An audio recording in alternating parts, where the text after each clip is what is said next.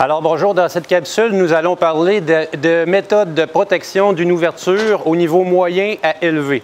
Rappelons que dans cette première méthode, ce sont les exigences minimales seulement qui seront respectées. Donc la première étape se trouve à être ouvrir notre pare-intempéries.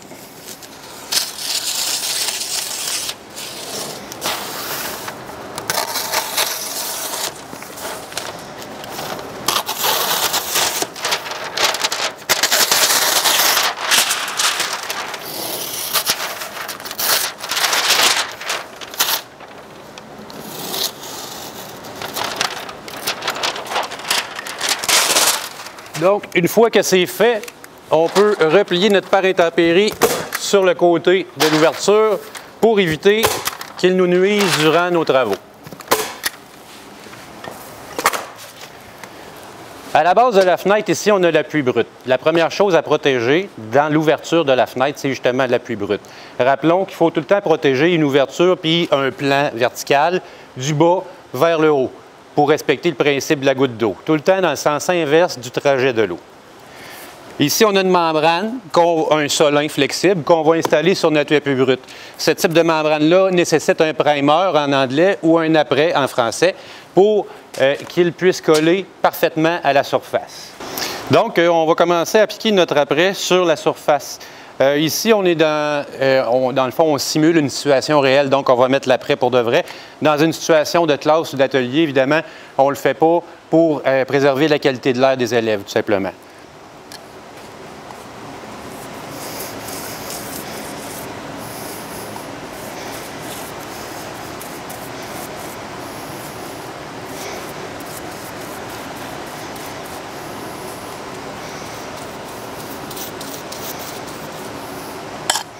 Notre membrane ou notre solin devra remonter ici sur les jambages de 2 pouces au minimum. Il devra redescendre par-dessus le pare-intempéries d'un minimum de 4 pouces vers le bas.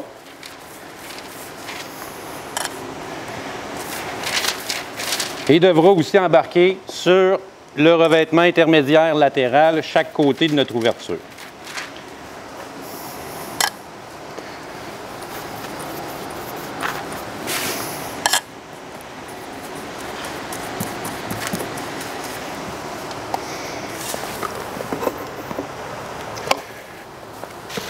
Donc, normalement, on attend quelques minutes que notre après sèche. Dans le fond, pour qu'il soit considéré comme sec et autocollant, on devrait le sentir sec au toucher ou presque sec au toucher.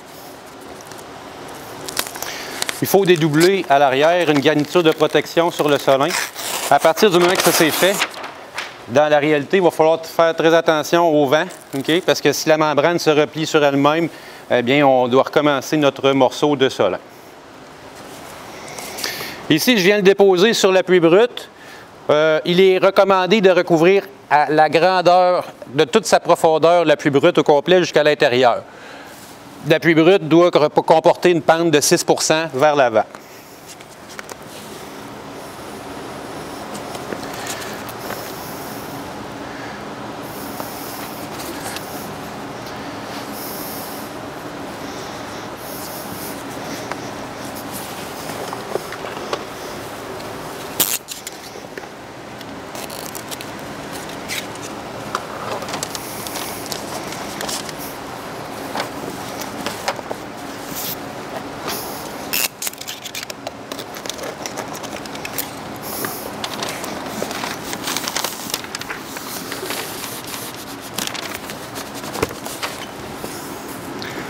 Il est essentiel, dans les coins inférieurs ici, de rajouter ce qu'on pourrait appeler un gousset.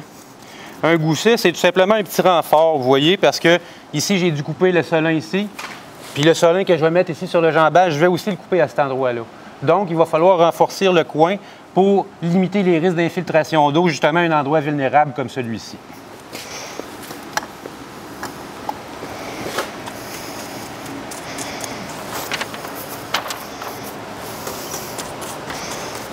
Alors, voici notre fameux gousset. Ici, on a un gousset qui est coupé en forme de papillon, d'accord?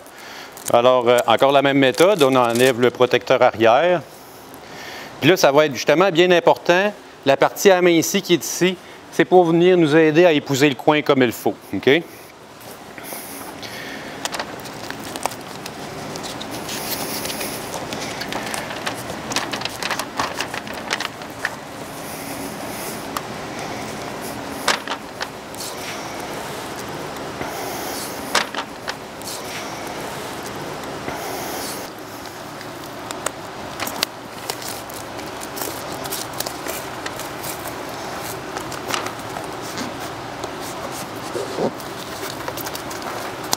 Donc ici, on a élargi de 2 pouces environ la sécurité de notre jonction.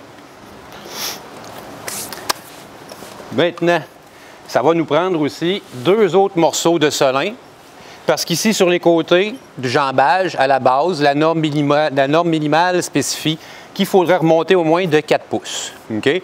Le premier, le solin à la base, lui devrait remonter d'au minimum 2 pouces sur les côtés. Mais celui qu'on va mettre par-dessus, lui, il devrait remonter de 4 pouces sur les côtés et avoir un chevauchement de 2 pouces sur l'appui brut. Donc, il ne faut jamais oublier de remettre notre apprêt avant de remettre un solin. Une chose qui est importante, c'est que si notre solin vient chevaucher notre première membrane, bien, il faut remettre de l'apprêt sur notre premier solin. Même si des fois, dans des périodes chaudes comme l'été, on peut avoir l'impression que l'apprêt n'est pas nécessaire, dites-vous que quand on va arriver les températures froides hivernales, votre solin va se décoller de la paroi. Donc, c'est pour ça qu'il faut absolument le souder avec un apprêt sur la paroi en tant que telle.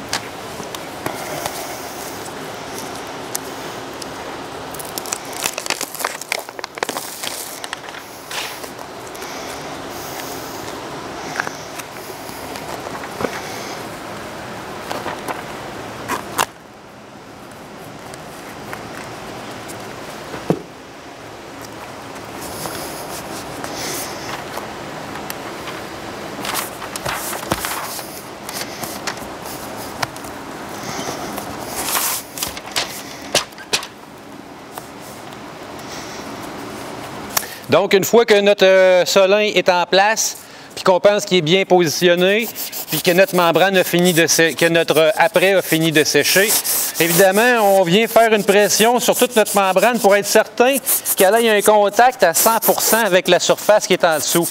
Essayez d'éliminer au plus possible les petits trous et les imperfections.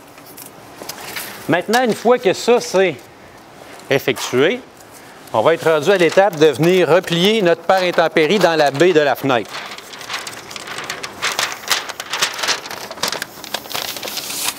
Il est recommandé encore une fois que le pare intempéries vienne sur toute l'épaisseur de la fenêtre. Et puis, idéalement, il ne faudrait pas que notre pare intempéries aille une poche comme ça ici. Il faudrait qu'il soit bien tendu. OK?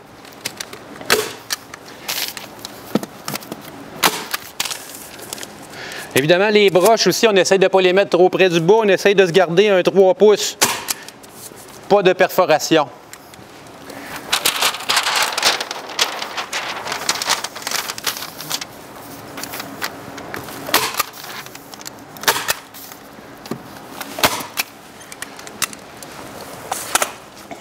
Vous remarquerez ici en haut, dans les angles, je vais remettre un solin autocollant. Ce type de solin ici, on n'a pas besoin de mettre d'apprêt au préalable. C'est plus pratique, excepté que c'est un grade inférieur au solin qu'on a mis ici à la base.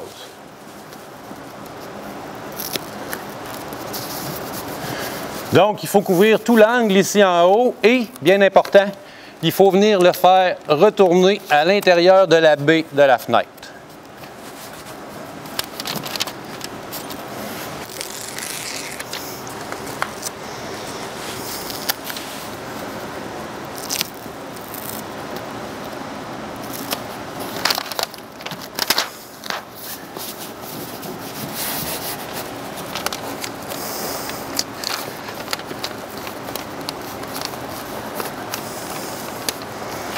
D'accord, alors maintenant, nous sommes rendus à protéger parce que dans les normes minimales, rappelons que ce sont les normes minimales au niveau des protections des ouvertures.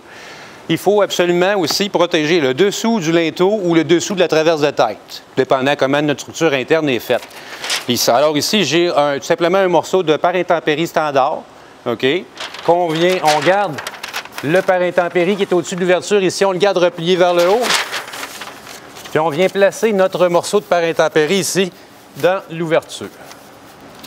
De façon à venir protéger 4 pouces au minimum au-dessus de l'ouverture.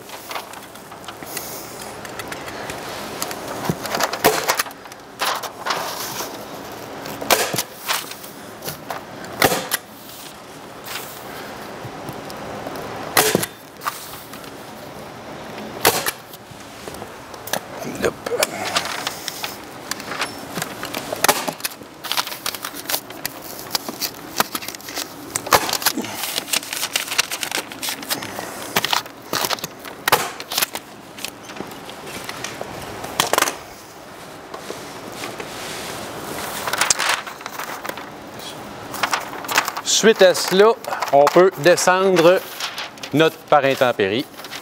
Il va nous rester à faire notre inspection finale.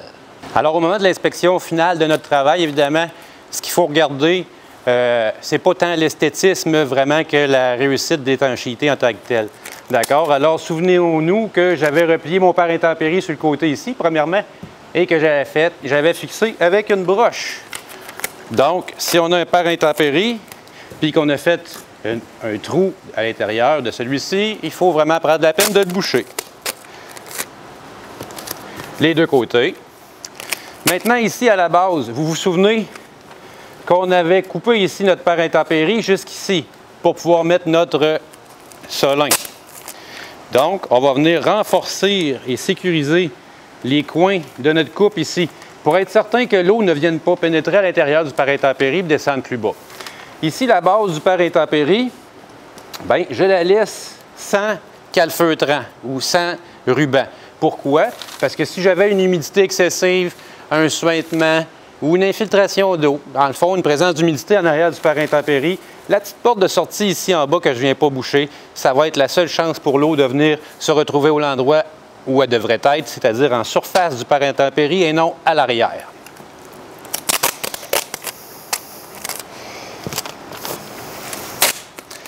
Remarquez aussi que dans le haut de notre assemblage, ici, je dois aussi venir renforcer ma coupe, la fin de ma coupe, avec un ruban. Encore une fois, pour les mêmes raisons, pour éviter que l'eau vienne s'infiltrer en arrière de notre pare intempérie.